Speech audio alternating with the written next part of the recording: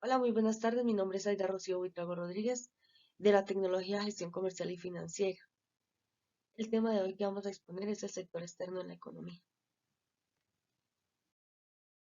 En este sector externo conocemos temas relacionados o las clases de este sector externo. Dentro de ellas encontramos el comercio exterior o el comercio internacional, que es lo mismo. También encontramos la balanza de pago y en esta última, esta tiene que ser bien librada en la contabilidad. A continuación vamos a ver las ventajas.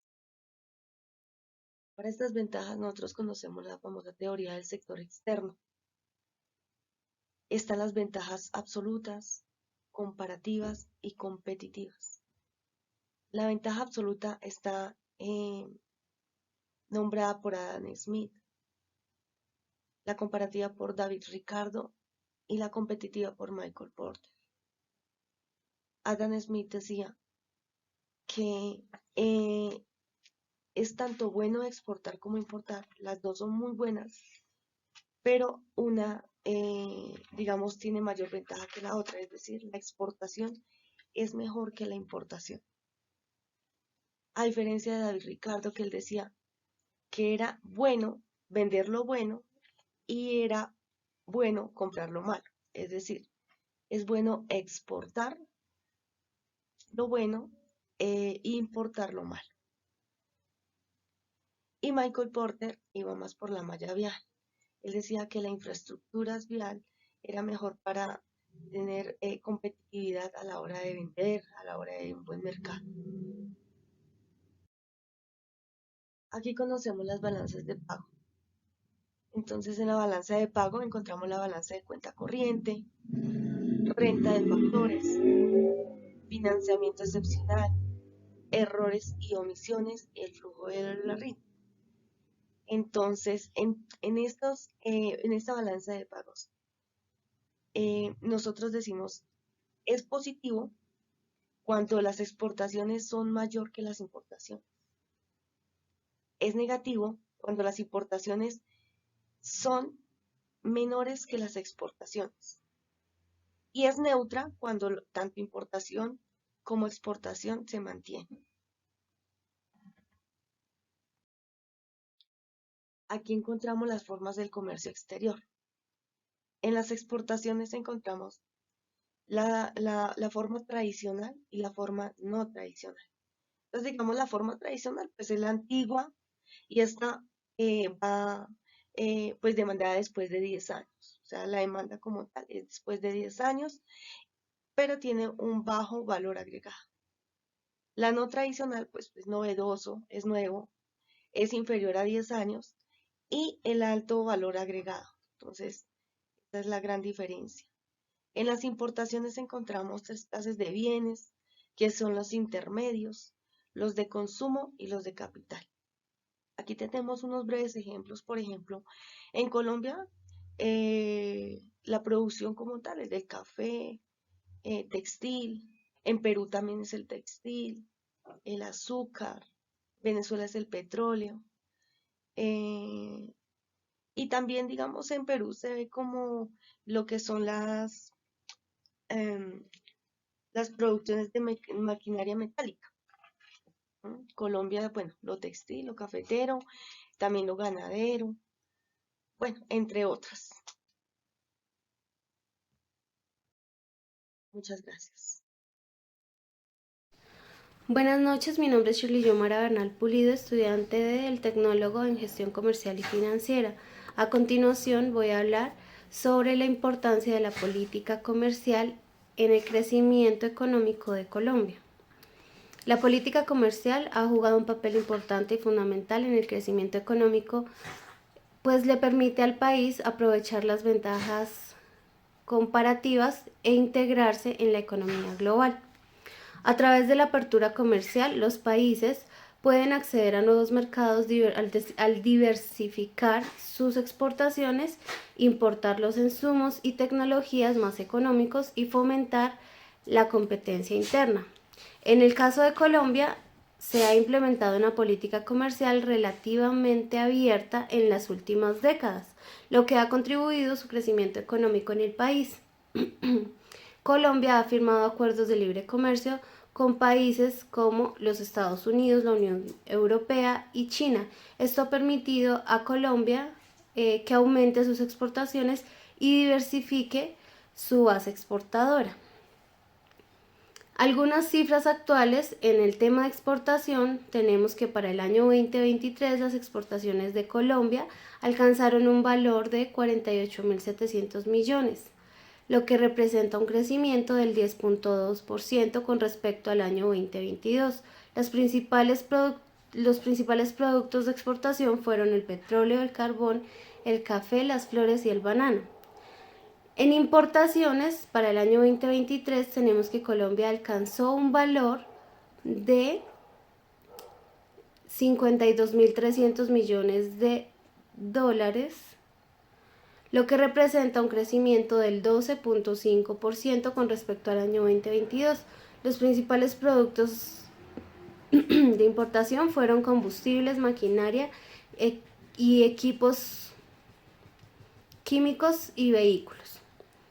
La balanza comercial en el año 2023, Colombia tuvo un déficit comercial de 3.600 millones de dólares.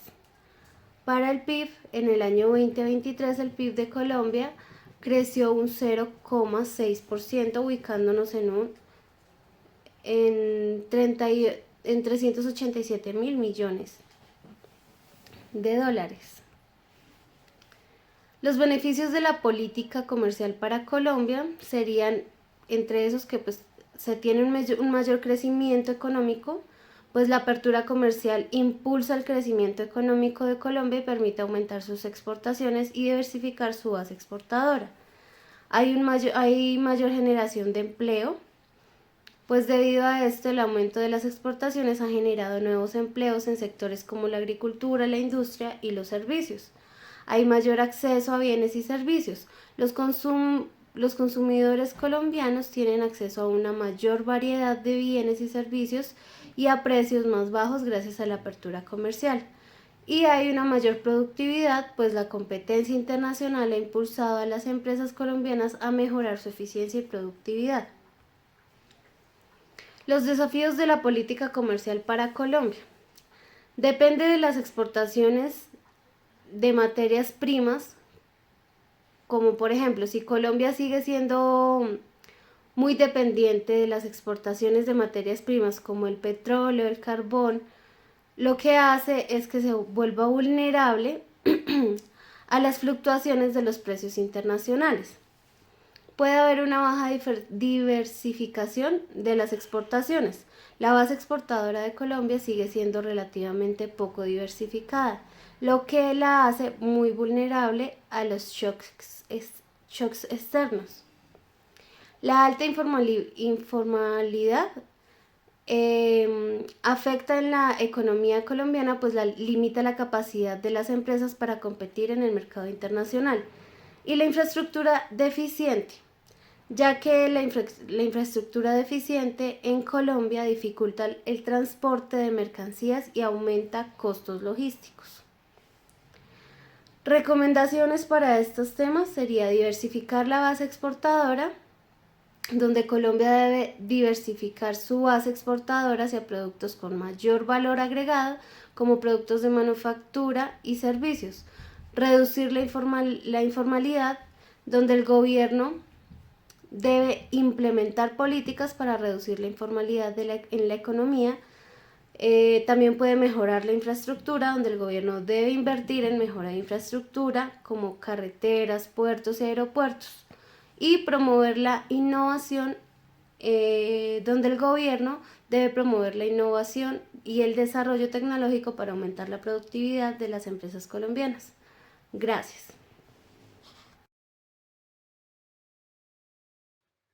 Buenas tardes, mi nombre es Natalia García y les voy a hablar sobre la inversión extranjera en Colombia. ¿Qué es la inversión extranjera? Es considerada inversión extranjera a la inversión del capital del exterior en territorio colombiano. En estas se incluyen las zonas francas colombianas por parte de personas que no residen en Colombia.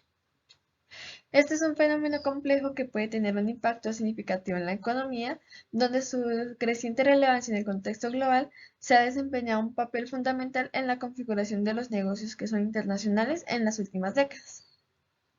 Esto debido a que las oportunidades de inversión cruzan los límites nacionales, por lo que es esencial poder comprender cómo el capital foráneo impacta en las estrategias empresariales, en la competitividad de las naciones y el bienestar económico internacional. Los tipos de inversión extranjera son inversión extranjera directa o IED.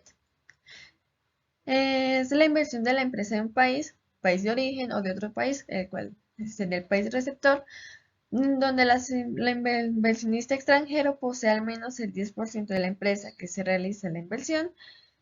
Y la inversión directa comprende tanto la transacción inicial entre las dos entidades como las operaciones posteriores de capital que se encuentran entre ellas y entre empresas filiales constituidas o no en sociedad, según el OCDE de 2011. Inversión de portafolio. Se considera así inversión de portafolio a la realización en valores inscritos en el Registro Nacional de Valores y Emisores RNB, de las participaciones en carteras colectivas, así como en valores listados en los sistemas de cotización de valores del extranjero. Sectores de inversión en Colombia. Proexport Colombia ha identificado los distintos sectores y subsectores que se representan destacadas oportunidades de inversión. Los interesados en invertir en Colombia cuentan con todo el apoyo de Proexport Colombia y el Ministerio de Comercio Industrial y de Turismo para el desarrollo de sus negocios en nuestro país. Panorama de inversión extranjera y salida de portafolios. Entre los primeros 9 meses del 2023, la inversión extranjera directa en Colombia alcanzó los 10.389 millones de dólares, que es la cifra más alta del 2014, con un crecimiento del 20.6% a comparación con el 2022. En abril se registró un récord mensual en inversión extranjera directa con 1.950 millones de dólares. Luego de un cierre del 2023 en desaceleración económica y con una meta de reactivación para este año, los analistas le siguen la pista con más empeño a las cifras y reportes macroeconómicos. Uno de esos es el seguimiento de la inversión extranjera directa, el IED, un síntoma de cómo está el apetito para invertir en el país.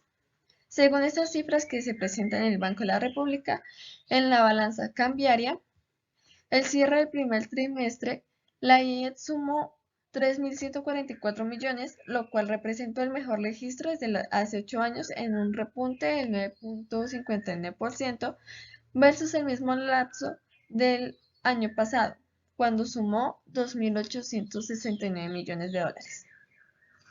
Si se cuenta hasta el 5 de abril, fecha de corte del más reciente boletín del emisor, la entrada de la IED sumaría más de 3.344 millones.